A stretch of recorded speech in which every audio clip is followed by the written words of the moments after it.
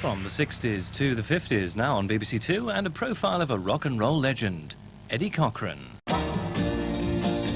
Just listen, and you will plainly see.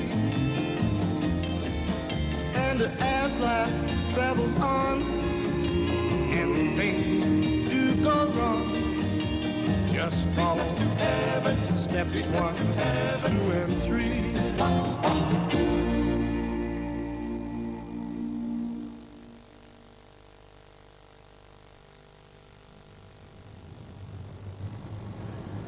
The concert at the Bristol Hippodrome finished around 10:30, and the Ford Consul taxi arrived about 11:15.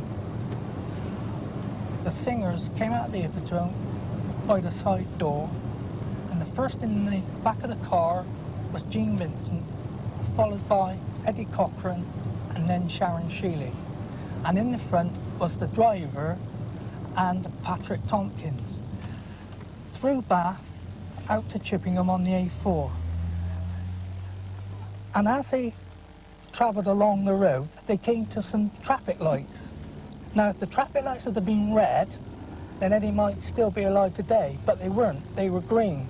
So they went straight through the traffic lights, still building up speed. They obviously wanted to get to London Airport as quick as they could, because they had to catch the midday flight, the 101 flight, from Heathrow to New York, then going on to Los Angeles, where Eddie was heading for. Now you chomp on that, and I'll tell you what we'll do. We'll get set to bring a young man on, who we always enjoy having. It's a young man who sings a little thing called, Come On Everybody, Eddie Cochran.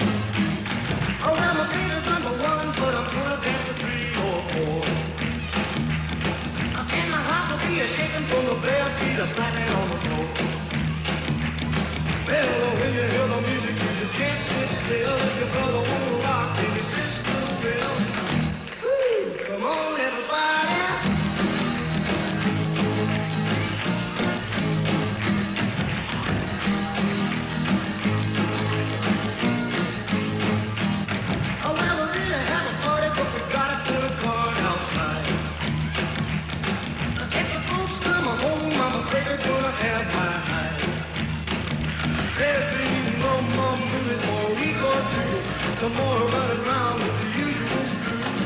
Who cares? Come on, everybody.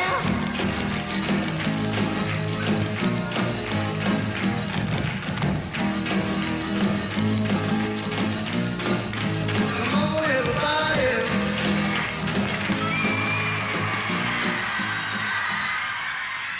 If I can have your attention for a moment, I'm going to tell you what's going on. I never swear. Anyway, I'll tell you now, the coach is outside, and it's going to leave within a couple of minutes, and it will take you to Chippenham, via Bath, and then from Chippenham to St Martin's Hospital. You'll arrive in Chippenham around about 2 o'clock, St Martin's Hospital round about 4. So right back here at 6 o'clock to 6:15. I think there'll be some food on or something, I don't know. But then tonight, I'm at Trinity Social Club, a disco, a film, and a good band. So that tells you everything what's on. So, if you'll depart in an orderly manner, don't kick any cars or anything on the way out. Cherished memories of Eddie will our hearts forever fill, with music from an epic age, when rock and roll filled every stage. He sold a summer of his fame, autumn, winter never came.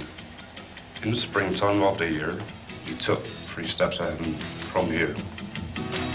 I'm a gonna raise a fuss, I'm a gonna raise a holler.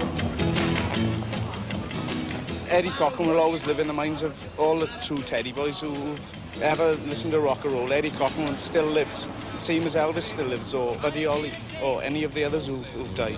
Their music lives on. Sometimes I wonder what I'm gonna do, but there ain't no cure for summertime blues. He had the charisma, and I know a lot of people use that word nowadays, but he had the stage magic. In other words, I think he was actually born to be a really world-class star. When he came on stage, his clothing was absolutely unique for that period of time. Silver and gold waistcoats, black leather jeans, his swept back hair, and of course that lovely red guitar that he just seemed to move it around like a steam train wheel going round and round. It was absolutely superb, and it was tremendous excitement, but at the same time, he also had a lot of grace about moving across the stage, and that was absolutely unique. Sometimes I wonder what I'm gonna do, but there ain't no cure for the summertime blues. There's a kind of a sense of urgency in his voice. He reminds me of a typical teenager. And when I met him, he looked exactly as the photographs were, but even better. He had an absolutely perfect complexion. He was one of the few guys I ever met. He didn't have one spot on his face, and every hair was absolutely in place. He looked fantastic. He really did. Just sitting in the balcony on the very last row, I'll hold your hand and kiss you too. But the feature's over, but we're not through. Just sitting in the balcony, holding hands in the balcony. Just sitting in the balcony on the very last row. Sharon Shealy was an American songwriter, and she used to help out on some of Eddie's songs. She wrote songs for Richie Valens and for Ricky Nelson, and she used to be one of these people that came up with the sort of love songs that a lot of the performers were performing at that particular time. We may stop loving to watch bugs groaning, but he can't take the place of my honey. Just sitting in the balcony, just sitting in the balcony.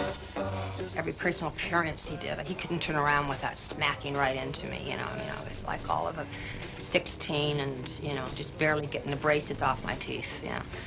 And, I mean, that was just my waking moment, you know, was Eddie Cochran and going to sleep, you know, how to get Eddie Cochran. And I just pursued and carried on wore out about 50 pairs of tennis shoes. And every time, I remember once going to the office to talk to his manager about something, and Eddie was in there having a meeting with him. And I remember I overheard Eddie say, you know, Christ, every time I turn around, I smack into this kid. Does she have to be everywhere I go? But nothing could deter me from this ultimate project of mine, of Eddie Cochran. So it just went along like that for about a year, a little over a year, until we were in New York once. And in fact, it was New Year's Eve, and Eddie had everyone he had a big suite in the hotel at the Sheraton in New York, and Buddy Holly was there, and the Crickets were there, and the Everly Brothers were there, Buddy Knox. His bass player called me. I was up in my room, and he said, Eddie wants you to come to the New Year's Eve party.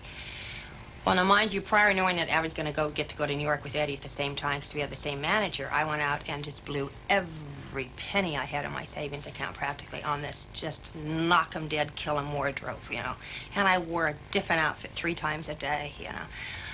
I did my hair platinum blonde. Now, who cannot notice it's platinum blonde, right? I did everything in the world to get his attention. Nothing at all. I mean, Frankie Avalon asked me out one night, and some of the other guys asked me out, but nothing from Eddie Cochran at all. No acknowledgement whatsoever. So that night when the guy called up to come to the New Year's Eve party, I sort of, you know, I looked at my whole wardrobe and just blew a raspberry at it like, you know, a lot of good you did me, fellas. And I just scrubbed my face, took all that makeup off, and I remember I put my hair in 2 pigtails, 2 braids, and I put on a sweatshirt and a pair of Levi's and tennis shoes and went down to that New Year's Eve party. Well, when the party was over and everybody was leaving, Eddie asked me to stay, wanted to talk to me. So when everybody was gone, we were just the 2 of us were sitting there. And I remember he looked over at me and he said to me, "Are you in love with me?" And I remember how embarrassed I was. I mean, I just wanted to die on the spot of embarrassment, you know, like, I mean, I wanted to say, you know, well, what makes you think something like that? You know, I mean, I've only chased you for 2 years. You know, every time you turn around, of course, you know, I was just, and I said, that's a very embarrassing thing to ask someone, and I resent that you, and I was in the middle of this tirade of reprimanding him for that rude question when he looked at me and said, well, you sure better be, because I'm sure in love with you. And that was it. It was the first time. We had never had a date. We had never kissed. And then he came over and sat down next to me and kissed me for the first time, and the bells rang. Like in movies, I could hear them all over New York City. And then he said to me, will you marry me? And I said, you bet. And I looked up and I said, when did you, wondering which of these great outfits I had bought and had done the trip, which one of my investments, when did you first know that you were in love? And he said, the first time I ever saw you. Well, with that, of course, I want to take off my shoe and beat him over the head. You know, I said, you made me, you know, I chased you for 2 years. Made a fool out of myself in front of everybody in the industry. And he said, I had to be real sure.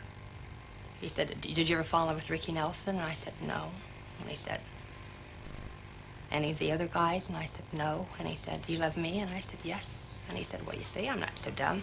I just had to be real, real sure before I gave my heart away. That's how it happened.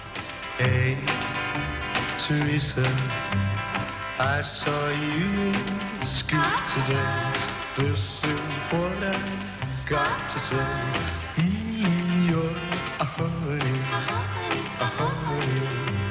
worth more to me than money, cuter to me than a rosebud. I'll love you forever if you be my girl. I don't know just exactly when it was that she met him, but she can tell you, and he didn't tell me too much about her until just before he went to England, and then he talked about her.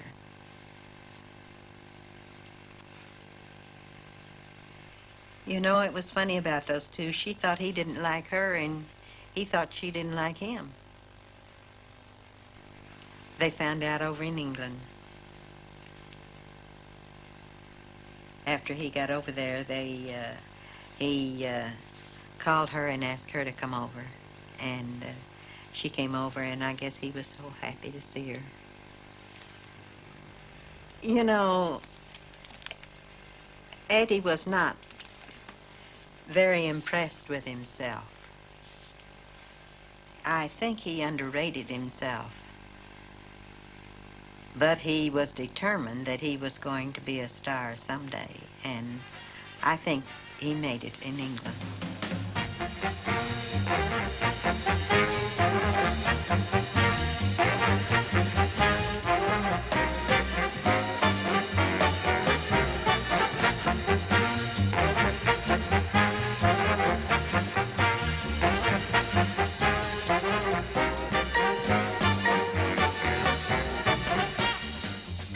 We're very pleased to have you with us on Saturday Club this week, Eddie Cochran. We've had lots of requests for your recorded numbers. Here's just one of them. Maybe you'd read it for us, would you? If you finish that hamburger, Eddie.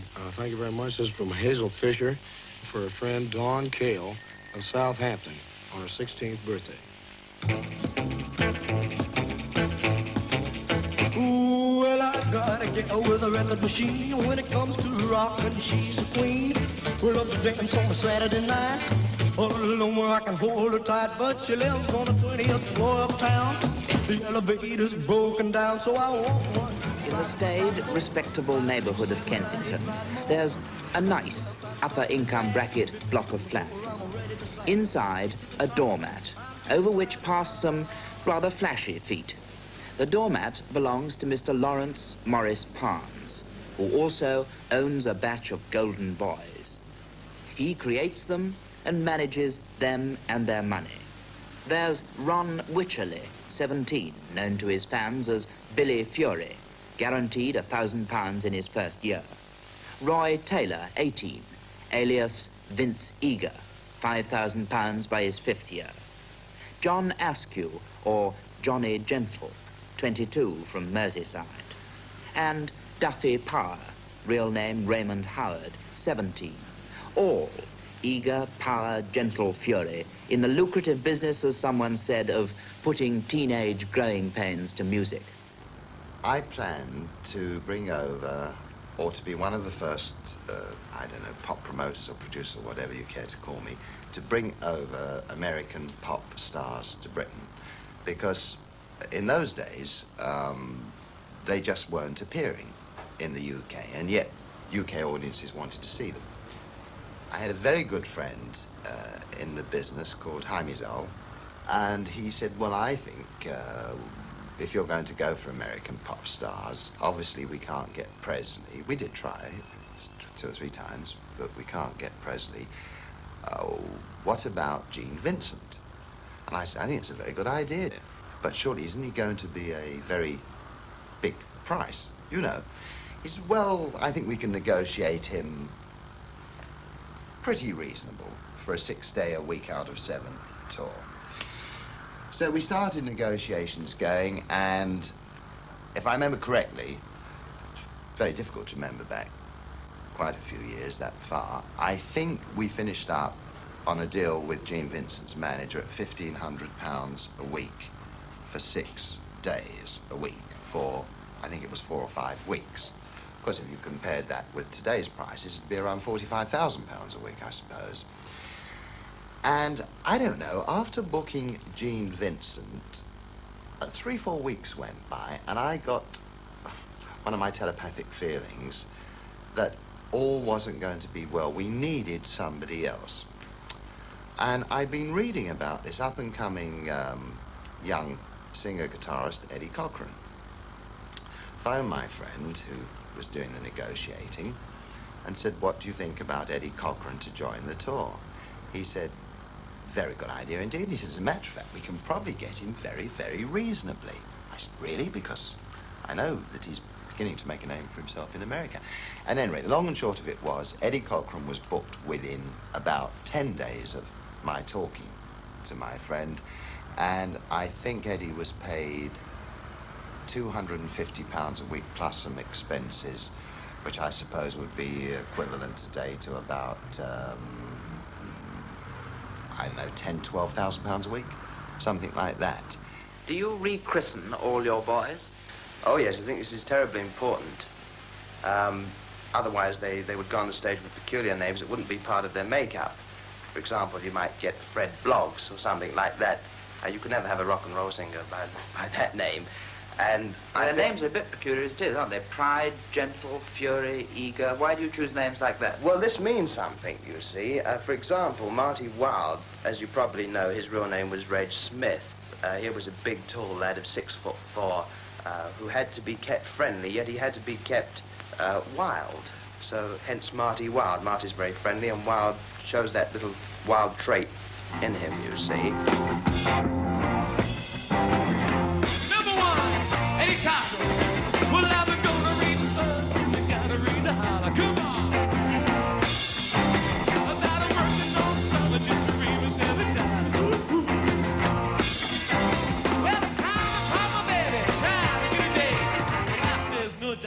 You didn't believe. I don't want what I want to do, but there ain't no cure. Come on, sing it out. His concerts, he was using my band, the backing band, and Big Jim Sullivan. I spoke to Jim after a few nights of the tour, and I said, you know, how's it going? He said, oh, this guy is sensational. I mean, he really is. He said, you know. He said, you're our governor and all that. He said, but this guy is absolutely sensational. He said he's marvellous to work with, and he's I mean, for Jim, and you see, he was a musician as well as being a, you know, a fine rock singer, and that meant a lot to Jim, and that's why I think he acquired so many fans. Oh, well, I cut across, shorty, cut across. That's what Miss Lucy said. Cut across, shorty, cut across. It's you all nowhere. When you're working his songs, you're very aware of his lyrics. He had a good sense, very good sense of humour, Eddie. Very wry sense of humour, and that comes across in things like "Cut Across Shorty," and which is basically a funny song. And on the other hand, "Summertime Blues," the lyrics to that are so advanced. I mean, who would say? I mean, even Presley wasn't recording material like that, because the lyrics were, you know, like, I call my congressman, he said, quote, you know, I'd like to help you, son, but you're too young to vote. And words like congressman, who's going to use congressman? It was more like a kind of thing Dylan did later, you know. He was like almost like a gunfighter from the West. He had that kind of image, and he definitely attracted kind of you know, the idol worship. He was lucky in so much as the guitar will always be a kind of a romantic thing, you know. There's a romantic image of a man with a guitar, and he was a great player.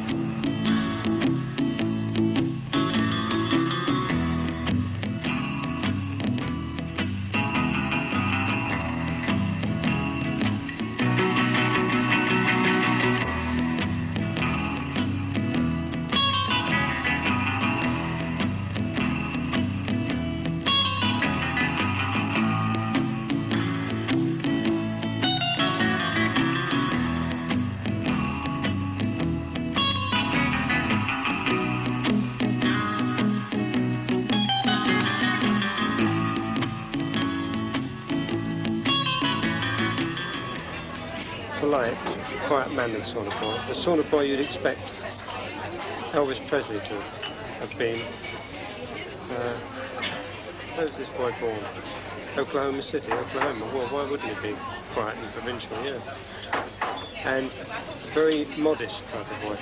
Because at that time, he was a cult even then. Why was that? Because his music was so different. It was probably... I mean, we were all doing pop stuff, pop music and copying, and he was doing original stuff, writing it himself. I think that was the difference between Eddie Cochran and the rest of us at the time. I think he was the first true rock singer. He wasn't pop, he was a rock singer. Well, I don't think he lived long enough to be a great influence, like Beatles were a great influence. But he had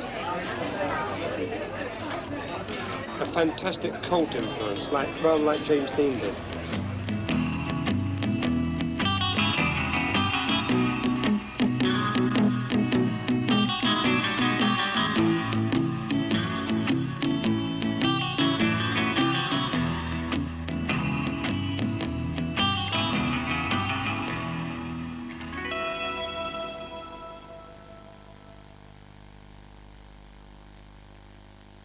Eddie was a great sort of driver. He used to get on the stage and don't know what rotten old amplifier he used to have. It always used to sound like Eddie Cochran, because he had a sort of strange style that we hadn't seen at that point in this country. Of course, we all do it now. You know, like the bottom end stuff where he plays.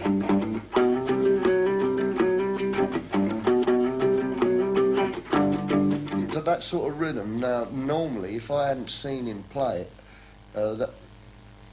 I would play that figure up here. But it's all wrong. He'd play a shake down here. All the shapes were different, you see. And that was the way he played. And one of the great things I learnt off of Cochran was the second string on instead of a third string. Because in those days, the guitars over there they had an unwound first, an unwound second string, like just plain steel. And the third string was a wound string, like these heavy strings down the bottom. And Cochran used to slip a second string on, so he was able to bend it. So he could play things like You bend the note.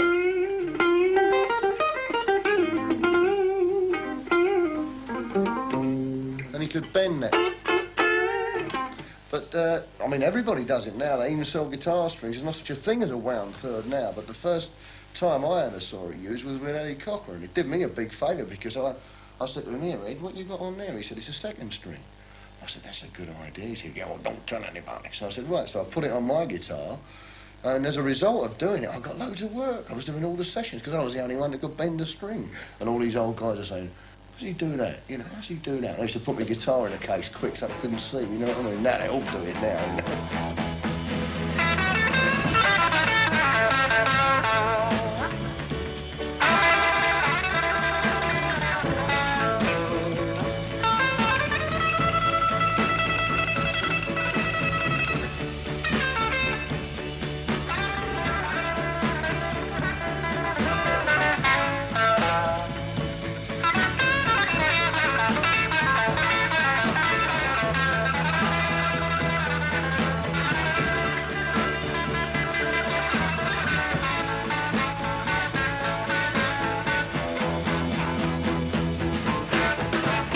Back in the old days, it was only half the size of this facility as it is now.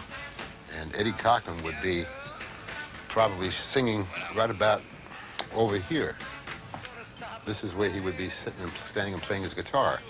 And probably over there is the control room. And the studio was about from that wall to a little bit past this glass window here, about another 2 feet. And Eddie would stay over here and play and sing and face the booth. And right over here is where Eddie used to stand and do most of all his vocals. And you're gonna be oh so sorry. You treated me this way. Eddie could go in and make a record by himself if he had to. He felt the guitar parts. He felt the bass line. He felt the rhythm pattern. He would kind of talk things over. There was never any written arrangements. These were all head arrangements. These were all concept records that had a personality of Eddie Cochran in them. These are all his ideas. Eddie, we've already heard how you play a whole lot of other instruments too, is this so? Well, really not a whole lot. I play bass and drums and piano and guitar a little bit. How long are you staying over in England? Not as long as Gene? No, not quite as long as Gene. I'll be here until April 17th, then I go home for 10 days, and then I'm back near the end of April and stay here for 10 more weeks.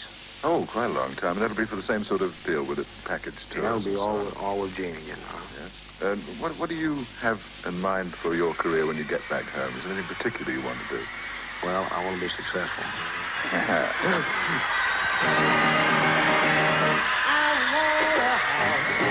With a few shorter hours in sleep, and a room with my own private phone. I won't be up all night, see the big city light. No more trouble or worry at home.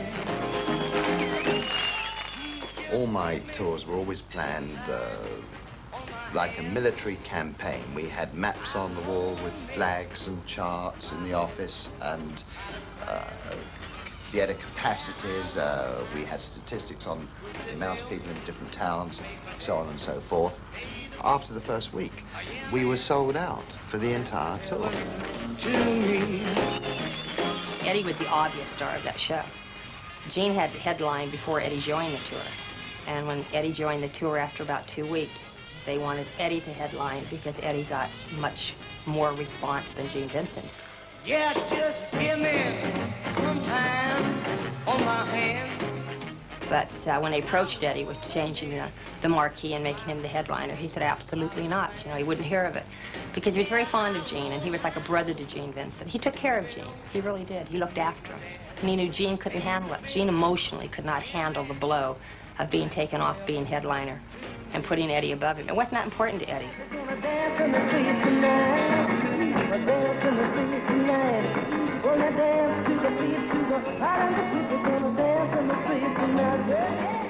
Towards the latter part of touring with Gene, he was really sick guy, you know, and he used to sit up in his room and sometimes he'd be almost suicidal, you know, with that bloody bad leg of his.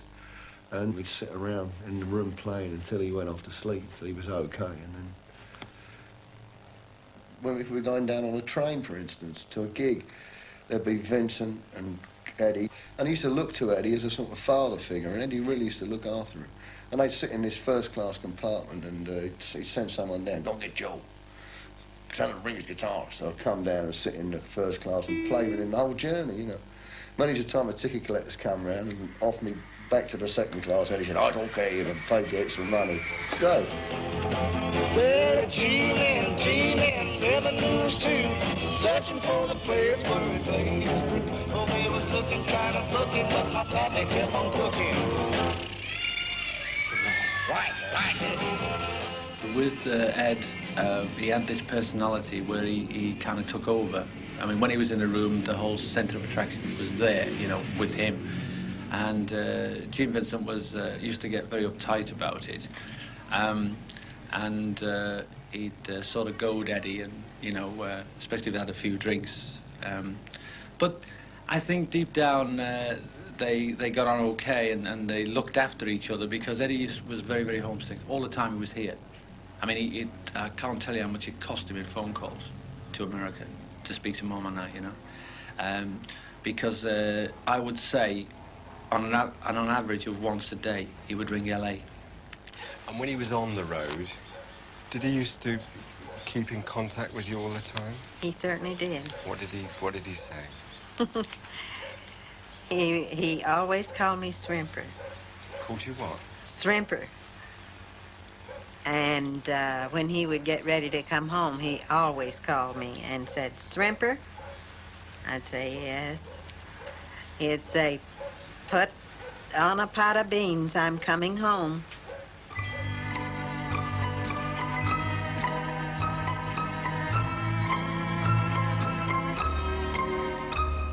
The sun is out, the sky is blue. There's not a cloud to spoil the view, but it's raining, raining in my heart. Well, Manchester was a bad time.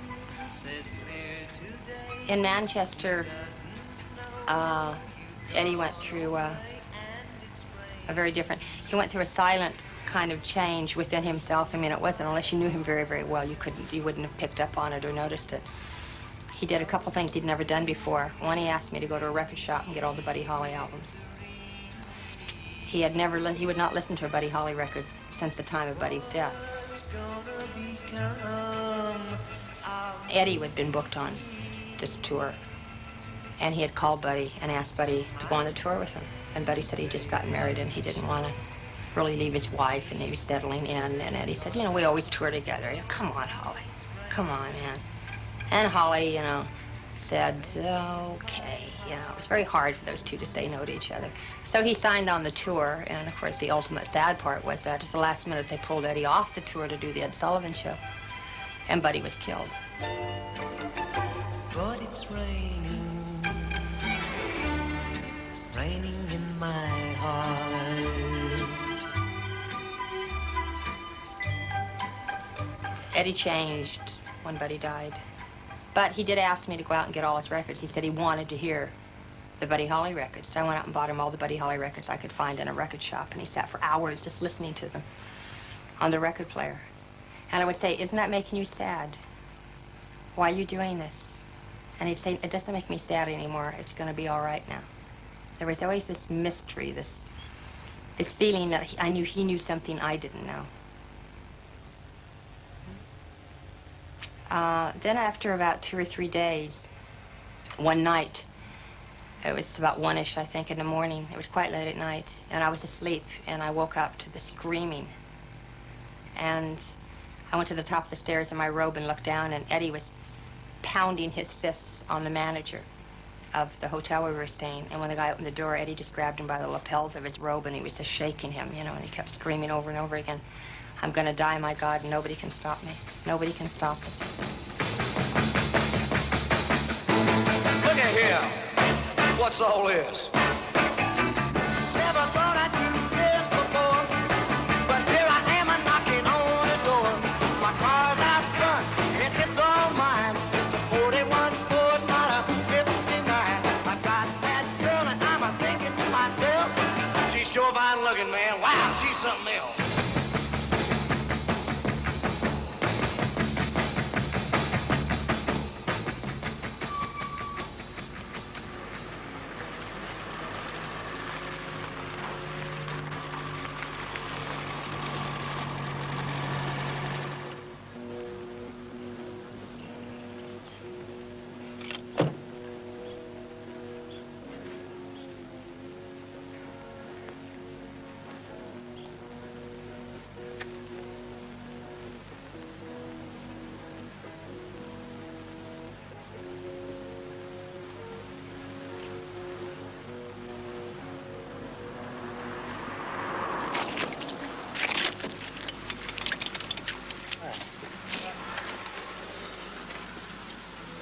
You're an Eddie fan, huh? Yeah. He crashed around here somewhere. Yeah, he crashed on the A4, far away. What's that, some time ago, huh? 1960. 60? Time. Smashed his head. What'd he do? Come off the road? It was a taxi. Him and Gene Vincent. Come back from a gig at the Hippodrome. Taxi crashed. Bristol Hippodrome. Yeah. Here's a lamppost. Step one, you find some girl to love. Step two, she falls in love with you. Step three, you kiss and hold her tightly. Well, that sure seems like heaven to me. For heaven's very simple.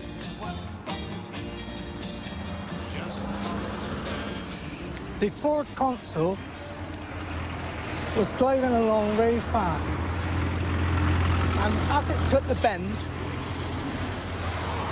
it hit the curb across the road, and both the tyres went down, and then the Ford Consul swung right round and started coming backwards. Now with that, Eddie, in time-honoured fashion, caught hold of the girl, Sharon Sheely, American songwriter, around the neck and pulled her down over to his lap and covered her up. As the car was spinning backwards, it went straight into a concrete lamp post, and all the passengers in the back went right up into the roof and were flung right out onto the grass verge. Now, while this was going on, people, the neighbours, came out in their night clothes to give comfort to the other passengers. And remember, there was still luggage and everything all over the road. Pictures, sheet music, records were splashed all over the road, wreckage up the road. It was a disaster, actually, an absolute disaster, because no one knew who they were or anything else. So when the ambulance came, they were picked up and they were rushed to St. Martin's Hospital. Now, they got to St. Martin's Hospital around about 1:30 in the morning. Now, within the next 4 hours, no fewer than 9 doctors would be called to Eddie's bedside. Now, with that, one of the doctors was coming out after seeing Eddie. He looked very worried, and he went over to have a look to see how Gene Vincent was. And Gene Vincent looked up to the doctor and said, "If you can save Eddie's life, I'll give you $10,000. And the surgeon said, "You can offer me $10 million. There's nothing more we can do." My next memory was just coming to on some wet, damp grass out in a cow pasture where we'd all been thrown from the car. I remember Gene Vincent crawling over to see how I was feeling, telling me that Eddie was fine. He was sitting in the back seat of the car having a cigarette. He was just a bit shaken up, and right then and there I knew. Because if there was any way Eddie could have gotten to me, he would have been there beside me, not Gene Vincent. And then I went out again, and the next time I came to, I was in an ambulance. And I was holding Eddie's hand. He looked so beautiful. And I looked up because for one moment I thought maybe he had come to regain consciousness, but he didn't. And I looked up and the ambulance driver told me that something told him we were in love, and so he locked our hands together. And I remember thanking him. And I remember just pleading with God, please don't let me go under again. Don't let me go unconscious, because I knew I'd never see him again. I fought so hard not to go unconscious, but I did. And that was the last time I ever saw him. He lived 8 hours, as you know, and then he died. I was in a hospital for a long time.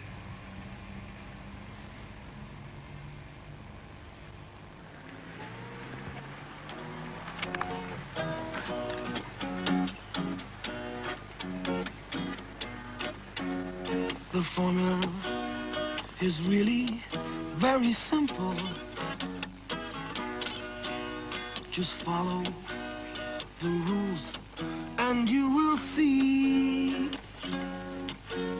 And as life travels on and things do go wrong, just follow steps 1, 2, and 3.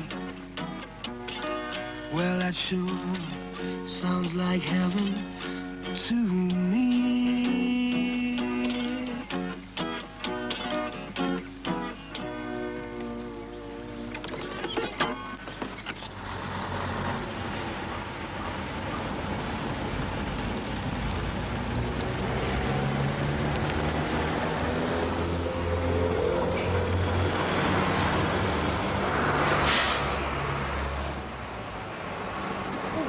This is the actual spot where it all happened, back in 1960.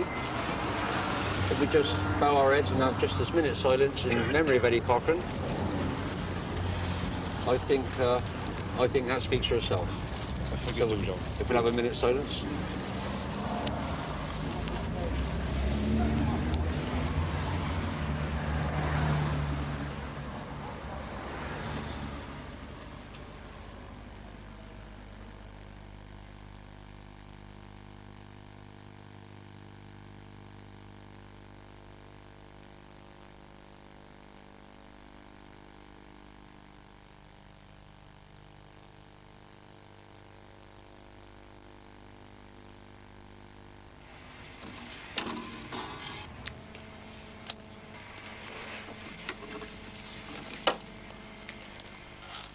This is Eddie's guitar.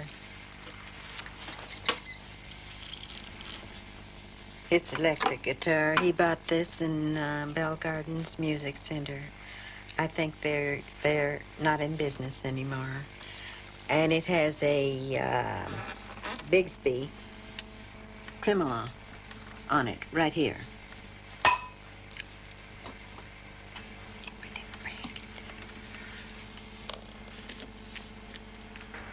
I keep this in a special case that my husband and I had made just for his guitar and his amp and his guns and knives.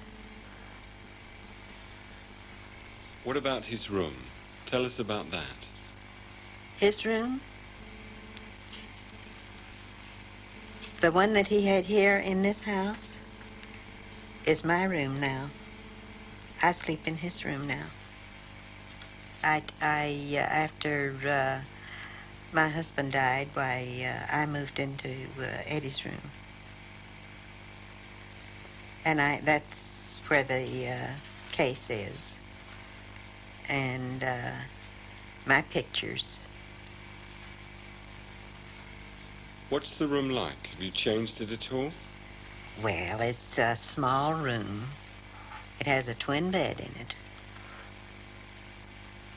And, but it's large enough for me. And it's close to the small bath, and that's why I wanted that room. Is any of Eddie's stuff still in there? Some of it is. And some of it is in my cedar chest in the back bedroom.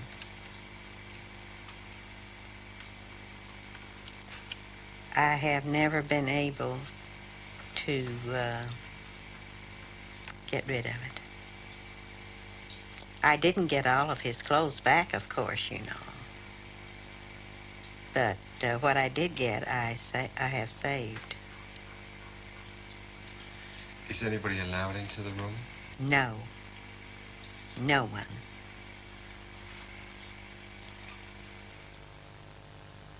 Gene, I want to talk about a young man that you knew. He was your friend, Eddie Cochran.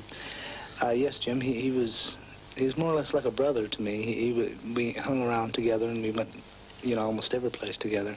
And when we were in England, you know, we traveled almost constantly together. Was this in the early 60s, Gene? Yes. You know, if Eddie was alive today, Gene, he would be very happy to know that his recordings are still being played. Well, I hope wherever he's at, I hope he knows that they're being played, because he was a very fun-loving fellow. He was a very good fellow. I think if you could have met him, you'd have liked him very much. Last year, which is 81, like, the 21st anniversary of Cochran, well, we put the sundial in the gardens here, and the oak tree behind you. And this is all in memory of Eddie Cochran, like. Yeah.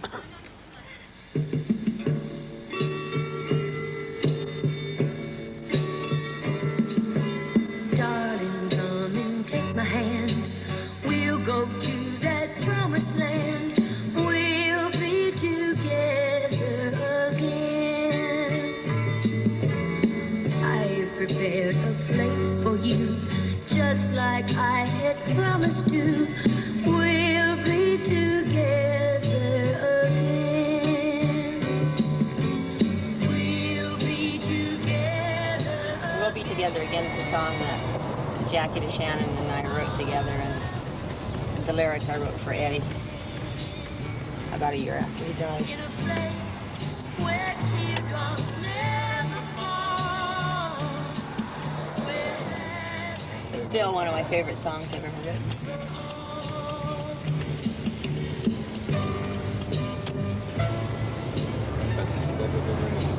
No, it's never been released. It was never meant to be released. It wasn't written to be released. It was just written because I wanted to write something very personal for the two of us. So, a song I wrote for myself and a song I wrote for Eddie. And literally, it was, you know, it wasn't for anyone else to ever hear. You are mine forevermore. We'll be together again. We'll be together again. Our love will live without an end. In a place where teardrops never fall. Where happiness moves over all. We'll be together again. We'll be together again.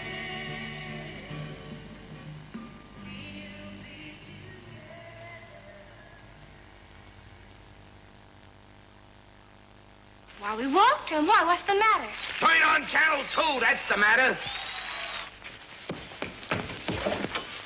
What does he want? I don't know. Okay, it's on, Mr. Murdoch. Now, you and Miller watch. Watch it good. You understand? Watch it good. Yes, Mr. Murdoch. Ooh, well, I gotta get with a record machine. When it comes to rockin', she's a queen. We love to dance on a Saturday night. All alone where I can hold her tight, but she lives on the 20th floor of town. The elevator's broken down, so I walk 1, 2, 5, 3, 5, 4, 5, 6, 7, flight, 8, flight more. Up on the 12th, I'm starting to drag. 50 before I'm ready to sag. Get to the top, I'm too tired to rock. Well, she calling me up on the telephone. She come on over, honey, I'm all alone. I said, baby, you're mighty sweet, but I'm in bed with a aching feet. This went on for a couple of days, but I couldn't stay away. So I walked 1, 2, 5, 3, 5, 4, 5, 6, 7, flight, 8, flight more. Up on the 12th, I'm ready to drag. 15th, before I'm starting to sag. Get to the top, I'm too tired to ride. Well, I sent to Chicago for repairs. Till it's a fixed, I'm using the stairs. All this climbing is getting me down. To find my corpse draped over a rail. But I climb 1, 2, flight 3, flight 4, 5, 6, 7, flight 8, flight more. Up on the 12th, I'm ready to drag. Well, the 15th floor, I'm starting to sag. Get to the top, I'm too tired to rock. Why does he want us to watch him?